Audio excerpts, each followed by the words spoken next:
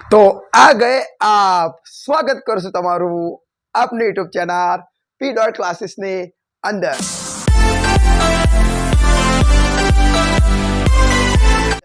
Last video तमे जोयो ने सिंपल फ्यूचर टेन्स नु एक्टिव वॉइस पैसिव वॉइस एकदम शॉर्ट टाइम हो, एकदम ओछा टाइम हो, हकार नकार अने प्रश्नार्थ साथे एकदम जक्कास रीते बनाववामां आव्युं हतुं।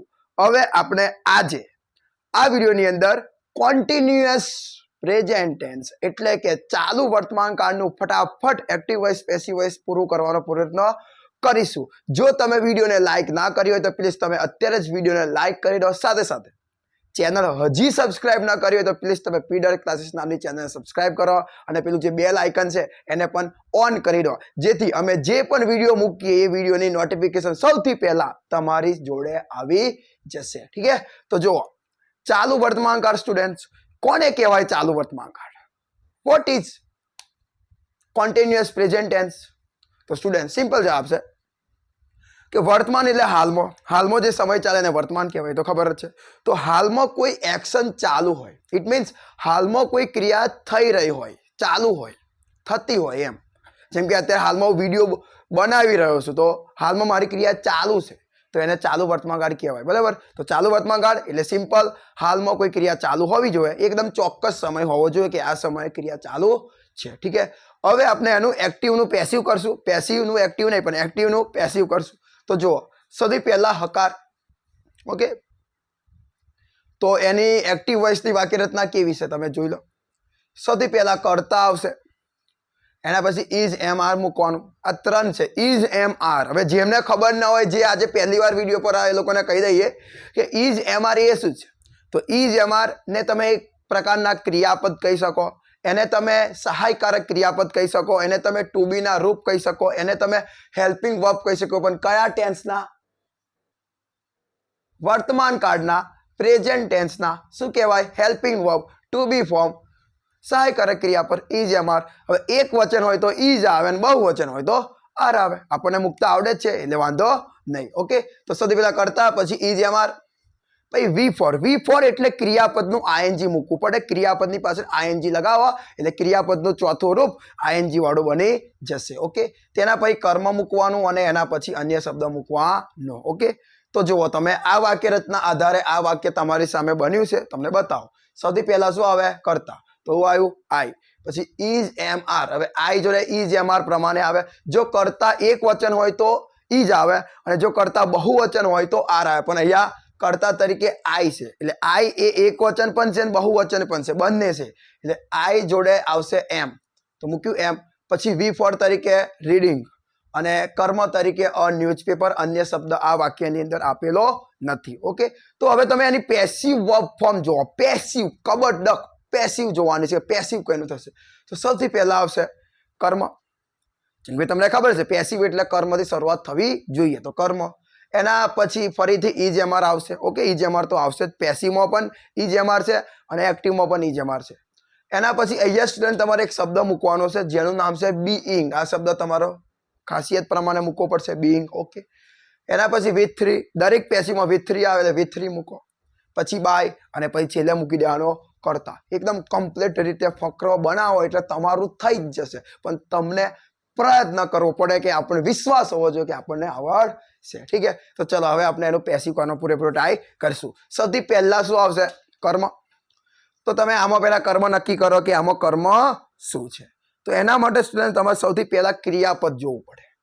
જેમ કે ક્રિયાપદની પાછળ તો કર્મ હોય છે, તો અહીંયા ક્રિયાપદ છે રીડ। ઓકે, તો એની પાછળ શું છે? तो तमने देखातुं ज हशे कि एनी पाछळ अ मेसेज छे, तो आ आपनो कर्म छे। तो चलो ए कर्म ने आगळ लावो। शुं करो? कर्म ने आगळ लावो, कर्ता ने पाछळ लावो, कर्म ने आगळ लावो, कर्ता ने पाछळ लावो, कर्म ने आगळ लावो, कर्ता ने पाछळ लावो। एकदम आगा पासी करवानुं छे। ओके, तो सौथी पहेला आवे कर्म, तो अ मेसेज, तो शरूआत थशे अ मेसेज थी शरूआत थशे। लखाई गयो अ मेसेज। ओके, एना पछी अ मेसेज ए एक वचन छे એટલે इज एम आर मांथी मूको इज। A message is. पछी बीइंग। हवे तो बीइंग नु कम्प्लीट कहानी कहूं, देखो સૌથી પહેલા બી લગાવો. હવે એવું વિચારો કે આ જે ઉપર જે રીડિંગ છે એમાંથી આઈએનજી અહીંયા લગાયા. ઉપર જે બીઈંગ છે ને ઉપર જે રીડિંગ છે એમાંથી આઈએનજી લગાવ્યું. સૌથી પહેલા બી લગાવ્યું. હવે અહીંથી મેં આઈએનજી કાઢી નાખ્યું. હવે એ વિચારો આ આઈએનજી નીકળી ગયું. તો હવે ક્રિયાપદ શું રહ્યું? રીડ રહ્યું. તો હવે તમે એનું V3 મૂકો. દેખો એવું વિચારો કે આઈએનજી અહીંયા આવી ગયું તો નીકળી ગયું. હવે રીડ, તો રીડનું V3 કરો. કેમ કે અહીંયા તમને ખબર છે વાક્ય રચનામાં શું છે V3. તો તમારે રીડનું V3 ખબર હોવી જોઈએ. રીડનું V3 શું થાય? Read read read. તો રીડનું થઈ જશે રીડ. ઓકે, થઈ ગયું રીડ. એના પછી શું આવશે? બાય. તો આપણે અહીંયા લખશું બાય. અને એના પછી છેલ્લે શું આવશે? કરતા. તો આઈને પાછળ લઈએ તો થઈ જશે મી. તો જુઓ થઈ ગયું તમારી સામે વાક્ય. આઈ એમ રીડિંગ અ મેસેજ. હું એક મેસેજ વાંચી રહ્યો છું. એનું પેસિવ શું થયું? A message is being read by me. Okay, થઈ ગયું. આવડશે ને? આવડશે ને? ચલો હવે નકાર તરફ જઈએ. હવે નકારનું પણ તમે એકવાર જોઈ લો જેથી તમને વધારે ખ્યાલ પડશે. નકારમાં કંઈ નહીં કરવાનું. કંઈ એટલે કંઈ નહીં. બંને વાક્ય રચના છે એમાં તમારે નોટ લગાવી દેવાનું છે. સિમ્પલ. દેખો કરતા EMR, તો કરતા પ્લસ EMR. અહીંયા વધારાનું શું આવ્યું છે? નોટ. અહીંયા વધારાનું સ્ટુડન્ટ શું આવ્યું છે? નોટ આવ્યું છે. અહીંયા પણ નોટ આવ્યું છે. દેખો નોટ. પછી વી ફોર કર્મ અન્ય શબ્દ, તો વી ફોર કર્મ અન્ય શબ્દ. પેસિવમાં પણ એવું છે. જુઓ કર્મ તો ઈ કર્મ, EMR તો EMR. પછી અહીંયા ખાલી નોટ આવ્યું. દેખો note plus being plus V3 plus by plus કરતા. એટલું ધ્યાન રાખજો, બીઈંગ હંમેશા V3 જોડે રહે. એક જન્મની જોડી છે જેને તમે અલગ કરી શકતા નહીં. V3 જોડે બીઈંગ આવે અને બીઈંગ હંમેશા V3 જોડે હોય. ઓકે, તો બીઈંગ V3 મૂકો. પછી બાય અને કરતા ખાલી વચ્ચે લગાવવાનું છે નોટ. તો ચલો આ વાક્ય રચનાનું હવે આપણે કરીએ પેસિવ. જો સૌથી પહેલા આવે કર્મ. તો તમે આમાં કર્મ નક્કી કરો. તો કર્મ શું છે? બાઈંગ. કર્મની પાછળ જે હોય એને કહેવાય ના, ક્રિયાપદ શું છે? ક્રિયાપદ બાઈંગ. ક્રિયાપદની પાછળ હોય એ કર્મ હોય. તો ક્રિયાપદની પાછળ છે એપલ્સ. તો અહીંયા એપલ્સ. તો આ આપણું કર્મ છે. તો જો સૌથી પહેલા કર્મ આવશે. તો આમાં કર્મ મળી ગયું છે એપલ્સ. તો સૌથી પહેલા લખો એપલ્સ.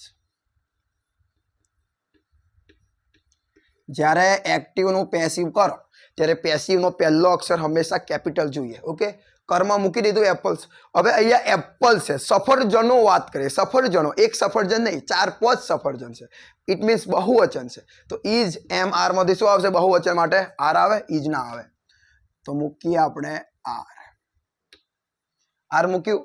હવે એના પછી શું આવશે? નોટ. તો નકાર છે એટલે નકારમાં પણ નોટ તો આવવાનું જ છે. નોટ. એના પછી શું આવશે? બીઈંગ આવશે ને. તો લગાવો બીઈંગ. હવે એવું વિચારો ને કે આઈએનજી અહીંયા આવી ગઈ તો રહીશું બાય. તો બાયનું V3 by bought and bought. તો બાયનું V3 આપણે લખશું. તો BOUGHT. ઓકે, અહીંયા BOUGHT છે બાય. એના પછી પેલો બાય આવશે ને. તો બાય.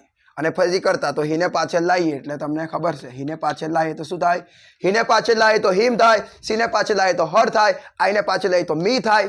અને સીને પાછળ લાવીએ તો હર થાય. વીને પાછળ લાવીએ તો અસ થાય. ઠીક છે, તો થઈ ગયું આ passive. Okay, he is not buying apples. તે સફરજનો ખરીદી રહી નથી. Apples are not being bought by him. સફરજનો તેના દ્વારા ખરીદી રહ્યા નથી. ઓકે, થઈ ગયું. હવે ઇન્ટ્રોગેટિવ આવ્યા. હવે આપણે પ્રશ્નાર્થ વાક્ય તરફ આવી ગયા છીએ. તો પ્રશ્નાર્થમાં તમે જુઓ, જે એક્ટિવમાં પણ ઇઝ MR જે આગળ આવશે અને પેસિવમાં પણ ઇઝ MR કઈ જતા રહેશે? સ્ટુડન્ટ આગળ જતા રહેશે. ઓકે, તો જુઓ તમે ઇઝ MR મૂકો. પછી કરતા પ્લસ V4 પ્લસ કર્મ પ્લસ અન્ય શબ્દ. સોરી, અહીંયા પ્રશ્નાર્થ ચિહ્ન રહી ગયું છે. આ પ્રશ્નાર્થ ચિહ્ન અહીંયા આવશે અને અહીંયા પણ આવશે. ઓકે, તમને બતાવું. તો કર્તા પ્રમાણે મૂકવાના. યાદ રાખવાનું કે અહીંયા કર્તા પ્રમાણે ઇઝ MR મુકાશે અને નીચે કર્મ પ્રમાણે ઇઝ MR મુકાશે. ઓકે, તો અહીંયા કર્તા તરીકે તમે જુઓ યુ હે, એટલે કે જો કર્તા તરીકે યુ હે એટલે યુ હે એટલે શું આવ્યું? ઇઝ MR માંથી આર. તો દેખો ઇઝ MR માંથી આર. તો સૌથી પહેલા આર. પછી કર્તા તરીકે શું આવ્યું? યુ. પછી V4 તરીકે ઓપનિંગ એન્ડ કર્મ તરીકે આવ્યું અશોપ. પ્રશ્નાર્થ ચિહ્ન. ઓકે, તો હવે આપણે નીચેનું વાક્ય ચેક કરીએ એટલે આપણને આવડી જશે. સૌથી પહેલા શું આવશે? ઇઝ MR આવશે. કોના આધારે મૂકવાના? કર્મ પ્રમાણે. તો ચલો કર્મ હોદો. ક્રિયાપદ પહેલા નજરમાં આવે. ક્રિયાપદ શું છે? ઓપનિંગ. ओपनिंग एक क्रियापद है तो यानी पाछळ से अ शॉप क्या है? अ शॉप. तो अ शॉप एक दुकान એટલે એક વચન છે તો શું આવશે? ઈજ આવશે. તો સૌથી પહેલા લખીએ આપણે ઈજ. તો ઈજ એમ આર માંથી આવ્યો ઈજ. હવે કર્મ એટલે આવશે અ શોપ. પછી આવશે બીઈંગ. ઓકે,